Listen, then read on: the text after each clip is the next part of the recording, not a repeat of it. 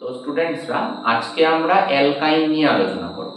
তো আগের যে ভিডিও ছিল ওই দুটো ভিডিওতে আমি একটাতে অ্যালকেন একটাতে অ্যালকিন দুটো সম্পর্কিত বলে দিয়েছি যে নোমেনক্লেচার কিভাবে করতে হবে, কিছু প্র্যাকটিসও দিয়েছিলাম। সেরকম আজকেও সেরকম কিছু করার পর আমরা প্র্যাকটিসটাও করব। তো আজকে আমরা মেনলি অ্যালকাইন নিয়ে আলোচনা করব এই ভিডিওতে। তো অ্যালকাইনের নোমেনক্লেচার কিভাবে হবে সেই নোমেনক্লেচার নিয়ে তো শুরু করি আজকের ভিডিও। তো দেখো, অ্যালকাইন মানে ট্রিপল বন্ড থাকবে। তো ডবল বন্ড থাকলে ওটা অ্যালকিন সিস্টেম, ট্রিপল বন্ড থাকলে ওটা অ্যালকাইন সিস্টেম। ট্রিপল বন্ড বলতে দুটো কার্বনের মাঝখানে তিনটে বন্ড থাকবে। এবার তিনটে বন্ডের মধ্যে একটা সিগমা বন্ড, দুটো পাই বন্ড। তো এই ধরনের ট্রিপল বন্ড যদি থাকে, এটাও একটা অসম্পৃক্ত হাইড্রোকার্বনের মধ্যেই পড়ে। তো এই অসম্পৃক্ত হাইড্রোকার্বনের ক্ষেত্রে এটাকে আমরা বলে থাকি অ্যালকাইন সিস্টেম। তো আজকে আমরা অ্যালকাইন সিস্টেমের নোমেনক্লেচারটাই করব। তো দেখো, আমি একটা অ্যালকাইন যৌগের উদাহরণ তুলছি যেটা দিয়ে আমি নোমেনক্লেচারটা বোঝাবো তোমাদেরকে। তো দেখো, এই যে অ্যালকাইনটা যেটা আমি তুলেছি, এই অ্যালকাইনটা দেখো এইখানে তোমরা ট্রিপল বন্ডটা দেখতে পাচ্ছ। তো এই যে দুটো কার্বনের মধ্যে ট্রিপল বন্ড পড়েছে, সেই জন্য এটাকে অ্যালকাইন যৌগের আন্ডারে আমরা ফেলবো। তো এখানেও প্রথম একই ব্যাপার, প্রথমে আমরা দীর্ঘ শৃঙ্খল বের করব। তো দীর্ঘ শৃঙ্খল যেটা তোমরা দেখতেই পাচ্ছ যে এই যে টোটালটা যেটা, এটাই দীর্ঘ শৃঙ্খল। সেটা এদিক থেকে দেখো বা এদিক থেকে দেখো, যেদিক থেকেই দেখো না কেন এটা দীর্ঘ শৃঙ্খলেই পড়ছে। এবং এই দীর্ঘ শৃঙ্খলটা বের করা হয়ে গেলে পরে আমরা দিয়ে দেব এটার নাম্বারিং। তো নাম্বারিং এর ক্ষেত্রে আমি আগের ক্ষেত্রে বলেছি, এখানেও একই ব্যাপার। নাম্বারিং এমন ভাবেই করব যে ট্রিপল বন্ড যেটা তুমি দেখতে পাচ্ছ, ওই ট্রিপল বন্ডটা সর্বনিম্ন নাম্বার প্রাপ্ত হবে। ট্রিপল বন্ডেরও দেখো দুটো কার্বন দিয়ে তৈরি, দুটো কার্বনে দুটো নাম্বার পড়বে। দুটো নাম্বারের যে সর্বনিম্ন নাম্বারটা, সেটাই হচ্ছে ট্রিপল বন্ডের লোক্যান্ড বা ট্রিপল বন্ডের পজিশন, যেটা আমরা নোমেনক্লেচারে ব্যবহার করব। তো দেখো, আমি নাম্বারিংটা দিয়ে দিই। তো আমি দুরকম নাম্বারিং দিয়েই দেখিয়ে দিচ্ছি। দেখো, নাম্বারিং তোমরা এভাবেও করতে পারো, তাতেও ডবল বন্ডের নাম্বারিং তোমরা এভাবেও করতে পারো, তাতেও দেখো ট্রিপল বন্ডের যে নাম্বারটা পড়ছে। যদি এদিক থেকেও করো, দেখো ট্রিপল বন্ডে একই নাম্বারই পড়ছে, অর্থাৎ একই পজিশন পড়ছে। যে দুটো কার্বন দুটোই দেখো একই নাম্বার প্রাপ্তই হচ্ছে। ফলে আমি লোক্যান্ড সেম দুটো টার্মিনাল থেকেই বলতে পারি। যদি এরকম দুটো প্রান্ত থেকেই আমার নাম্বারিং করার সময় একই পজিশনে ডাবল বন্ড পড়ে, মানে আমি দুদিক থেকেই করি না কেন আমার একই নাম্বারে ডাবল বন্ড পড়ে যাচ্ছে, এরকম কোনো রেস্ট্রিকশন না থাকলে আমি যে কোনো দিক থেকেই নাম্বারিংটা করতে পারি, কোনো অসুবিধা নেই। কিন্তু এখানেই যদি আমাদের কোনো অন্য গ্রুপ থেকে যেত, যে কোনো একটা সাবস্টিটিউট গ্রুপ, সেক্ষেত্রে আমাকে সাবস্টিটিউট গ্রুপটাকে আবার কম নাম্বার অ্যাচিভ করার জন্য সেই প্রান্ত থেকে করতে হতো, যেটা আমি নেক্সট কোনো উদাহরণের ক্ষেত্রে আমি তোমাদেরকে বুঝিয়ে দেবো। তো দেখো, এইখানে নামটা দেখে তোমরা বুঝতেই পারছো, এই যে নামটা, নামের মধ্যে ট্রিপল বন্ড রয়েছে, তাই আইন সিস্টেম আসবে। তো দেখো, কার্বন যে কটা রয়েছে, যেহেতু তোমরা এখানে কোনোই সাবস্টিটিউট গ্রুপ দেখতে পাচ্ছ না, তাই এখানে কোনো প্রেফিক্স আসবে না। তো যদি সাবস্টিটিউট গ্রুপ থাকতো তাহলে প্রেফিক্স আসতো। যেহেতু এখানে সাবস্টিটিউট গ্রুপ নেই, সেই জন্য এখানে কোনো প্রেফিক্স আসবে না। তো এখানে প্রথমেই আমরা বেস নামেই চলে যাব। তো দেখো, যে কার্বনটা তোমরা দেখতে পাচ্ছ সেই সাপেক্ষে বেস নাম এই জায়গাটা তোমরা দেখতে পাচ্ছ। এই যে বেস নামটা যেখানে হলো, তারপরে তোমার বসে যাবে হচ্ছে ডাবল বন্ডের ক্ষেত্রে ডাবল বন্ডের পজিশন।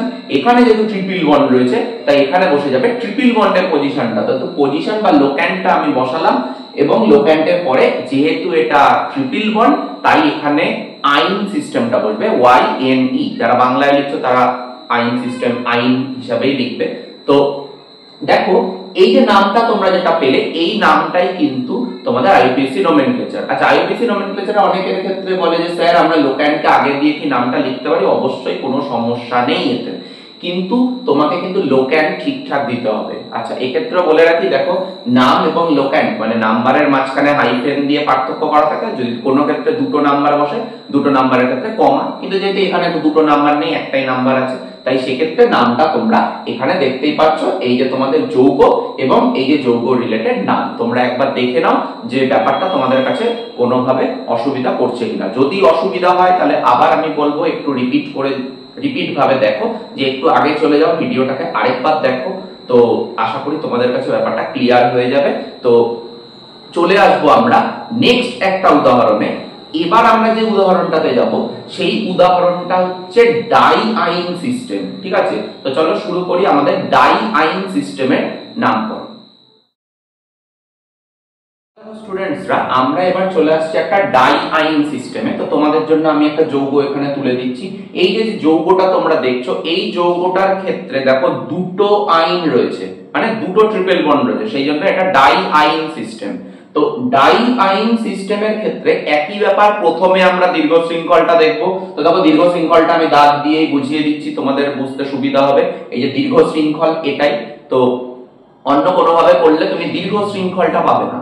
তো এই যে দীর্ঘ শৃঙ্খলটা পাওয়ার পর দীর্ঘ শৃঙ্খলের বাইরে যে অংশ রয়েছে সেটাই হয়ে যাবে কি প্রতিস্থাপিত গ্রুপ। তো দেখো এখানে দুখানা প্রতিস্থাপিত গ্রুপ রয়েছে। তো দীর্ঘ শৃঙ্খল করার পর বা দীর্ঘ শৃঙ্খলটা নির্ণয় করার পর আমরা চলে যাব নেক্সট স্টেপে। অবশ্যই স্টেপটা তোমরা বারবার করছো, তাই তোমাদের কাছে আশা করি ব্যাপারটা ক্লিয়ার হয়ে গেছে। তো স্টেপটা হচ্ছে নাম্বারিং। তো নাম্বারিং আমি দেখো দুদিক থেকেই যদি আমি নাম্বারিং করি, দেখো আমি এদিক থেকেও যদি নাম্বারিং করি তাহলেও ডাবল বন্ড তাহলেও ট্রিপল বন্ড যেটা রয়েছে, দুটো ট্রিপল বন্ডের যে লোক্যান্ড রয়েছে সেই লোক্যান্ডকে আমি উপরে লিখে দিচ্ছি।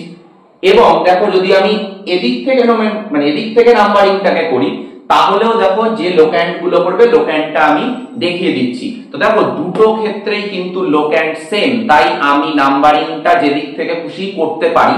এই রেস্ট্রিকশনটা আমাদের কাছে কিন্তু রইলো না যে আমাদের নাম্বারিং এভাবে, যদি আমি ট্রিপল বন্ডের ভিত্তিতে বুঝি। যেহেতু ট্রিপল বন্ডের ভিত্তিতে এখানে নাম্বারিং করলে পরে আমার লোক্যান্ড সেম, আমি যে কোনো টার্মিনাল থেকেই করতে পারি। এবার আমি প্রায়োরিটি দেব কাকে, যে সাবস্টিটিউট গ্রুপকে। দেখো যদি আমি এই টার্মিনাল থেকে নাম্বারিংটা করি তাহলে সাবস্টিটিউট গ্রুপগুলো যে লোক্যান্ডে পড়ছে বা যে পজিশনে পড়ছে দেখো সেই পজিশনটা আমি দেখিয়ে দিচ্ছি। এবং যদি এদিক থেকে করি তাহলে যে পজিশনে পড়ছে সেই পজিশনটাও দেখিয়ে দিচ্ছি। তো দেখো কোন ক্ষেত্রে আমার নিম্ন লোক্যান্ড পড়লো, তো যেদিক থেকে করলে আমার সর্বনিম্ন লোক্যান্ডে পড়বে সেই নাম্বারিংটাই কিন্তু আমি এখানে গ্রান্ট করব, মানে সেই টার্মিনাল থেকেই আমি নাম্বারিংটাকে করব। তো দেখো এই যে নাম্বারিংটা করার পর, দেখো আশা করি নাম্বারিংটা বুঝতে পেরেছো। নাম্বারিংটা করার পর আমাদের কাজ হবে নোমেনক্লেচারটা করে ফেলা। তো দেখো যেহেতু এখানে তুমি কার্বন সংখ্যা আগে গুনেই ফেলেছিলে, কতগুলো কার্বন সংখ্যা হচ্ছিল সেটাই হচ্ছে তার বেস নাম্বার। তো এই যে কার্বন সংখ্যা লেখার আগে দেখো এখানে তোমার কি রয়েছে, সাবস্টিটিউট গ্রুপ রয়েছে। তো এই যে সাবস্টিটিউট গ্রুপ রয়েছে সেই সাবস্টিটিউট গ্রুপগুলোর নাম আমার আগে আসবে তার লোক্যান্ডকে দিয়ে। তো দেখো এই যে লোক্যান্ড এবং সাবস্টিটিউট গ্রুপগুলোকে আমি লিখলাম। দেখো দুটো সাবস্টিটিউট গ্রুপ রয়েছে, একই রয়েছে, তাই আমি তার নামের আগে ডাই ইউজ করে দেবো। আমি লোক্যান্ড দিয়ে বারবার বা দুবার তিনবার করে একই নাম আমি লিখবো না, এটা আগের ভিডিওতেও আমি বলেছিলাম। তো দেখো এখানে নামটা তুমি দেখতেই পাচ্ছ যে আমরা যখন প্রেফিক্সটা বসালাম, প্রেফিক্সটা বসানোর পর আমরা চলে আসবো বেস নেমে। তো বেস নেম আসবে কার্বন শৃঙ্খলে কতগুলো কার্বন রয়েছে সেটা।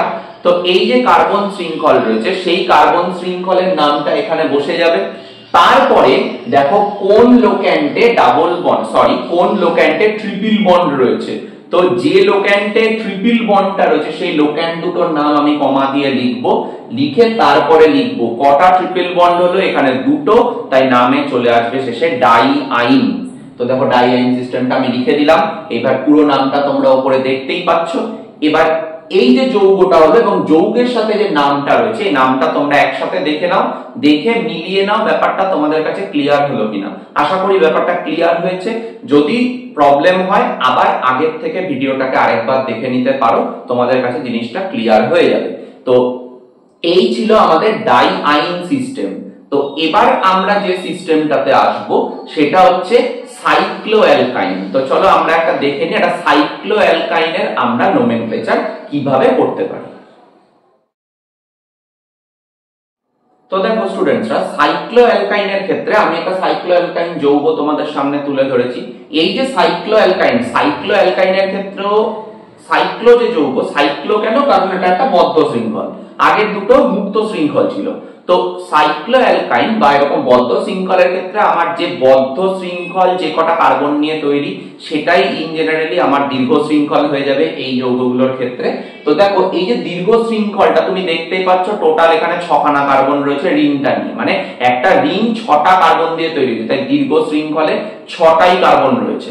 তো এটাই আমাদের দীর্ঘ শৃঙ্খল, এবং দীর্ঘ শৃঙ্খলের বাইরে যে জিনিসটা রয়েছে, একটা মিথাইল গ্রুপ রয়েছে দীর্ঘ শৃঙ্খলের বাইরে, ওই মিথাইল গ্রুপটাই দেখো তোমার সাবস্টিটিউট গ্রুপ। তার মানে আমার যে ট্রিপল বন্ড যে পজিশন থেকে আছে, ট্রিপল বন্ডের এই দিক থেকে যদি আমি নাম্বারিং শুরু করি, তো এদিকে এবং এদিকে দেখো দুটো যে কার্বন, এই দুটো কার্বনের ক্ষেত্রে কি হবে, দুটো কার্বন নিয়ে আমার ট্রিপল বন্ডের দুটো পজিশন করবে, সে 1 2 করতে পারে, 3 4 করতে পারে, এই ক্ষেত্রে 1 2 করবে। তো যেটা মিনিমাম নাম্বার সেটাই হবে আমার ট্রিপল বন্ডের লোক্যান্ট। তো দেখো আমি এইভাবেও নাম্বারিং করতে পারি। যদি এইভাবে নাম্বারিং করি তাহলে দেখো সাবস্টিটিউট গ্রুপ কোন দিকে পড়ছে সেটা আমি উপরে লিখে দেখিয়ে দিচ্ছি, এবং যদি এইভাবে নাম্বারিংটা করি তাহলেও দেখো সাবস্টিটিউট গ্রুপ কোন লোক্যান্টে পড়লো বা কোন পজিশনে পড়লো সেটা আমি উপরে লিখে দেখিয়ে দিচ্ছি। তো দেখো দুটোর মধ্যে তুমি মিনিমাম নাম্বার কোনটা সেটা আশা করি দেখেই বুঝতে পারছো, ঠিক আছে। যেটা মিনিমাম নাম্বার হচ্ছে সেইভাবেই আমি নাম্বারিংটা করব। তো মিনিমাম নাম্বারটা পড়ছে মিথাইল পজিশনটাতে, সেই নাম্বারিংটা যদি করি তাহলে আমার নাম্বারিং দাঁড়ালো কোনটা, যেটা তোমরা দেখতে পাচ্ছ স্ক্রিনে বা বোর্ডের উপরে যেটা দেখতে পাচ্ছ সেটাই হচ্ছে নাম্বারিংটা পড়লো। নাম্বারিংটা করার পর এবার আমরা চলে আসবো নোমেনক্লেচারে। তো নোমেনক্লেচারে প্রথম আসে কে প্রেফিক্স। তো দেখো প্রেফিক্সের লোক্যান্ট দিয়ে আমি প্রেফিক্সের নামটাকে এখানে লিখে ফেললাম। দেন আসবে বেস নেম। বেস নেম যেহেতু এখানে 6টা কার্বন তাই হেক্স, যেহেতু সাইক্লোসিস্টেম তাই নামের আগে অ্যালকিনের যেরকম এসেছিল এক্ষেত্রেও একই টাইপের, যে এখানে নামটা সাইক্লো চলে আসবে। তো তারপরে বেস নেমটা আমি দেখো লিখেছি, তারপরে বেস নেমের পর লোক্যান্ট দিয়ে আমি লিখে দেব যে আইন, কারণ এখানে যেহেতু ট্রিপল বন্ড রয়েছে তাই এক্ষেত্রে আমাকে আইন সিস্টেমটাই নিতে হবে। এটা আশা করি তোমাদের কাছে আগের দুটো উদাহরণ থেকেও ক্লিয়ার হয়ে গেছে। তো দেখো এই যে যৌগটা রয়েছে এবং যৌগের সাথে এই যে নামটা রয়েছে, এই নামটা তোমরা মিলিয়ে দেখে নাও যে তোমাদের বুঝতে অসুবিধা হলো কিনা। যদি বুঝতে অসুবিধা হয় তাহলে ভিডিওটাকে আরেকটু আগের থেকে আরেকবার দেখে নিতে পারো, তাহলে তোমাদের কাছে ব্যাপারটা আশা করি ক্লিয়ার হয়ে যাবে। তো চেষ্টা করছি আমিও তোমাদের কাছে সহজভাবে জিনিসটাকে উপস্থাপন করার। তো আশা করি জিনিসটা তোমাদের কাছে যে উদাহরণগুলো আমি তুললাম এবং নোমেনক্লেচার বললাম, এটা তোমাদের কাছে ইজিয়ার হয়েছে ব্যাপারটা একটুখানি। এইবার দেখো আমরা প্রত্যেকবারের মতন বা প্রত্যেকটা ভিডিওর মতনই আমরা কিছু এক্সারসাইজ যে চলে যাব, মানে কিছু প্রবলেমস আমি তোমাদেরকে তুলে দিচ্ছি। একই ব্যাপার আগের ভিডিওতেও আমি বলেছি যে তোমরা প্রথমে প্রবলেমস গুলো তোমার স্ক্রিনে অ্যাপিয়ার হলে পরে তোমরা ভিডিওটাকে পজ করে দাও, পজ করে খাতায় প্রবলেম গুলো তুলে নিয়ে নিজে আগে করার চেষ্টা করো। চেষ্টা করার পর ভিডিওটাকে আবার প্লে করো, তোমাদের সামনে অ্যান্সার গুলো চলে আসবে। অ্যান্সারটা মিলিয়ে দেখে নাও যে জিনিসটা তোমাদের কাছে ঠিকঠাক হয়েছে কিনা, বা তোমরা এই জিনিসগুলো নোমেনক্লেচার করতে পারছো কিনা।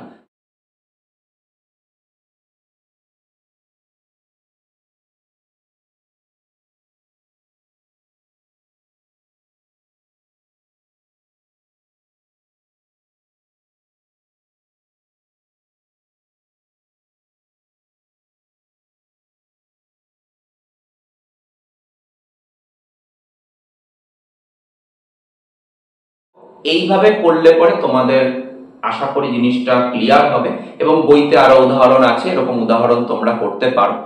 আজকের ভিডিওতে আমরা মেনলি অ্যালকাইন নিয়ে আলোচনা করলাম। তো আশা করি এই উপস্থাপনাটা তোমাদের কাছে সহজ লেগেছে। চেষ্টা করেছি আমার তরফ থেকে যতটা সহজ সম্ভব সেটা তোমাদের কাছে তুলে ধরার। তো এরকমই অন্য কোনো যৌগের নামকরণ নিয়ে আমি আবার নেক্সট কোনো ভিডিওতে তোমাদের সামনে আসবো। আজকের মতো ভিডিও এখানেই শেষ করছি।